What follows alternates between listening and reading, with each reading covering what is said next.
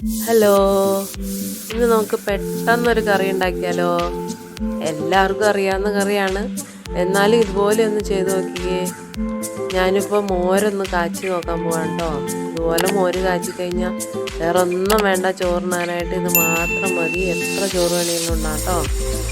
അപ്പം നമുക്ക് മോര് കാച്ചാനായിട്ട് നമുക്ക് ആവശ്യത്തിനുള്ള പുളിയുള്ള അത്രയും ക്വാണ്ടിറ്റി തൈര് എടുത്ത് വയ്ക്കുക.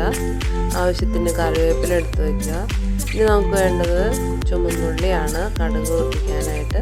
അതിങ്ങനെ ചെറുതായിട്ട് അരിഞ്ഞെടുക്കാം. ലേശം ഒരു 2 വെളുത്തുള്ളി എടുക്കാം കേട്ടോ. അത് പിന്നെ നമുക്ക് വേണ്ടത് വറ്റൽമുളകാണ്. നിങ്ങളുടെ എരിവിനനുസരിച്ചിട്ടുള്ള ഒരു പച്ചമുളക് എടുക്കാം. ഇഞ്ചി ഒരു കഷ്ണം എടുക്കാം. പച്ചമുളക് അരിഞ്ഞെടുത്തിട്ടുണ്ട്. ഇനി നമുക്ക് ആ മിക്സിയുടെ ജാറിലേക്ക് ഇഞ്ചി ഇതുപോലെ ചെറുതായിട്ട് അരിഞ്ഞിട്ട് കൊടുക്കാം. ചുമന്നുള്ളി മുഴുവനായിട്ട് തന്നെ ഇട്ട് കൊടുക്കാം. പിന്നെ നമുക്ക് നമ്മുടെ വെളുത്തുള്ളി 2 ഉണ്ടല്ലോ, അതും കൂടി ഇട്ട് കൊടുക്കാം. പിന്നെ നമുക്ക് വേണ്ടത് കുറച്ച് ജീരകമാണ്. 1 ടീസ്പൂൺ ജീരകം ഇട്ട് കൊടുത്തിട്ടുണ്ട്. അത്രയും സാധനങ്ങൾ നമുക്കൊന്ന് ചതച്ചെടുക്കണം.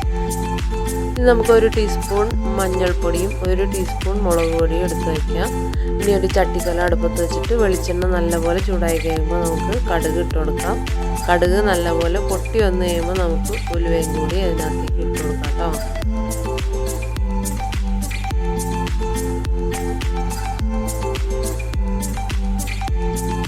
ഇപ്പോൾ അതാ കടുകൊക്കെ പൊട്ടി കഴിഞ്ഞപ്പോൾ ഞാൻ ഉലുവ ഇട്ട് കൊടുത്തിട്ടുണ്ട്. അതും കൂടി നല്ലപോലെ പൊട്ടി വരണം കേട്ടോ. പൊട്ടി തുടങ്ങുമ്പോൾ തന്നെ നമ്മൾ വേറെ ഒന്നും ഇട്ട് കൊടുക്കരുത്.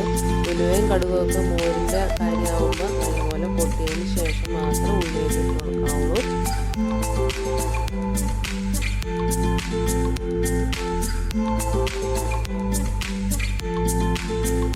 അപ്പോൾ അതാ ഉലുവയൊക്കെ നല്ലപോലെ പൊട്ടി കഴിഞ്ഞതിന് ശേഷം നമുക്ക് അരിഞ്ഞു വെച്ച് ചുമന്നുള്ളി ഇതിനകത്ത് ഇട്ട് കൊടുക്കാം. അതൊന്ന് മൂത്ത് വരട്ടെ. അതിപ്പോൾ അതേ നല്ലപോലെ മൂത്ത് വന്നിട്ടുണ്ട്. ഇനി നമുക്ക് ആ വറ്റൽമുളക് ഇതിനകത്തേക്ക് ഇട്ട് കൊടുക്കാം. അതും കൂടി നമുക്കൊന്ന് മൂപ്പിച്ചെടുക്കണം. ഇതെല്ലാം കറക്റ്റായിട്ട് തന്നെ മൊരിയിട്ട് കിട്ടിയാലാണ് നല്ല മണം, നല്ല ടേസ്റ്റ് ഉണ്ടാവുള്ളൂ നമ്മുടെ മോര് കാച്ചിയതിന്.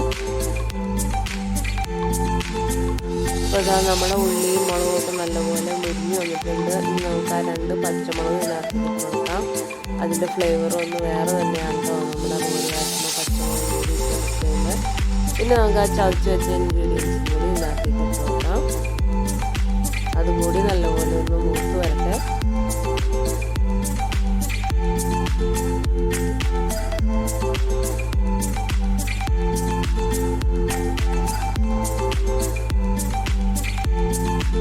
ഇപ്പോൾ ഇതാ എല്ലാം തന്നെ നല്ലപോലെ മൂത്ത് വന്നിട്ടുണ്ട്. ഇനി നമുക്ക് ആ കറിവേപ്പില ഇതിനകത്തേക്ക് ഇട്ട് കൊടുക്കാം.